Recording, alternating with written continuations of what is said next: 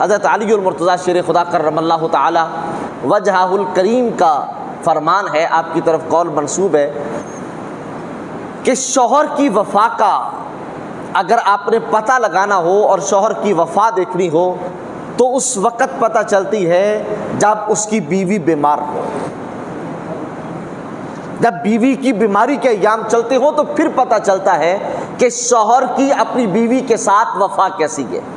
لیکن اگر بیوی کی وفا چیک کرنی ہو شوہر کے ساتھ تو پھر جب شوہر پر تنگ دستی کے ایام، غربت اور فقر کا زمانہ چل رہا ہو تو پھر وفا دیکھی جاتی ہے کہ عورت اپنے شوہر کے ساتھ کیسے وفا نبھاتی ہے۔ اس لیے کہ خوشحالی کے ایام کے اندر تو ہر بندہ وفا کا دستور نبھا لیتا ہے، پتہ تو تب چلتا ہے جب فقر کا دور ہو، اور پتہ تو تب چلتا ہے جب تنگ دستی کا زمانہ چل رہا ہو۔ اور اس لیے رسول کریم علیہ الصلوۃ والسلام نے اپنے صحابہ اکرام کو ہمیشہ یہ تعلیم ارشاد فرمائی کہ تم جب خرچ کرو تو کفایت شعاری کے ساتھ، یعنی نہ اتنا خرچ کرو کہ وہ فضول خرچی کے اندر چلا جائے، نہ اتنا خرچ کرو، کم خرچ کرو کہ کنجوسی میں داخل ہو جاؤ۔ فرمایا میانہ روی سے خرچ کرو تاکہ اگر تمہارے پاس بچ جائے تو بوقت ضرورت تم اس کو استعمال کر سکو اور تمہیں محتاجی کے ایام نہ دیکھنے پڑیں۔ سیدنا صدیق اکبر رضی اللہ تعالیٰ عنہ کی حیات طیبہ کا واقعہ ہے۔ آپ کی حالیہ محترمہ نے آپ کے سامنے کھانے کے ساتھ حلوہ پیش کیا تو سرکار صدیق اکبر رضی اللہ تعالیٰ نے سوال کیا کہ یہ کہاں سے آیا؟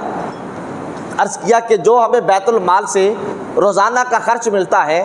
میں اس میں سے کچھ نہ کچھ بچا کے رکھتی رہی، بالآخر کچھ دنوں کی جمع پونجی کے نتیجے کے اندر یہ میں آج حلوہ پکانے پر قادر ہو گئی ہوں۔ تو حضرت صدیق اکبر رضی اللہ تعالیٰ عنہ نے بیت المال کو آرڈر دیا کہ میرے خرچ میں سے اتنا کم کر دیا جائے، مطلب یہ ہے کہ اتنے کے ساتھ میرے گھر کا گزارا ہو سکتا ہے۔ اب اگر عورت گھر کے خرچ میں سے کچھ بچا کے رکھ رہی ہے، اس کے بعد سیونگ ہو گئی ہے، معروف زبان میں کہیں وہ گھر کے خرچے میں سے کمیٹی ڈال رہی ہے، اور اگر وہ کمیٹی نکل آئے تو شوہر اس کو اپنی بیوی سے لے سکتا ہے، اس لیے کہ وہ دراصل مال شوہر کا ہے، لیکن اس مال کی وجہ سے گھر کے اندر دنگل اور فساد برپا نہیں کرنا چاہیے۔ ورنہ عورت کے پاس اختیار ہے، وہ جس طرح کفایت شعاری کر کے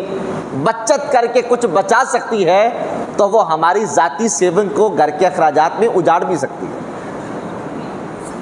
دیکھیے اگر وہ گھی کی آدھی چمچ بچا کے رکھے تو تیسرے وقت کے کھانے کا گھی بچ جائے گا، لیکن اگر وہ ایک چمچ بڑھا دے تو ہر تیسرے کھانے کے اندر ایک وقت کا گھی تو زیادہ صرف ہو جائے گا۔ اس لیے اس طرح کے جو چھوٹے چھوٹے معاملات ہیں ان کے اندر تنازع نہیں کرنا چاہیے، گھر کے اندر بد امنی کی فضا نہیں قائم کرنی چاہیے، گھر کے اندر عدم اعتماد کی صورت نہیں پیدا کرنی چاہیے،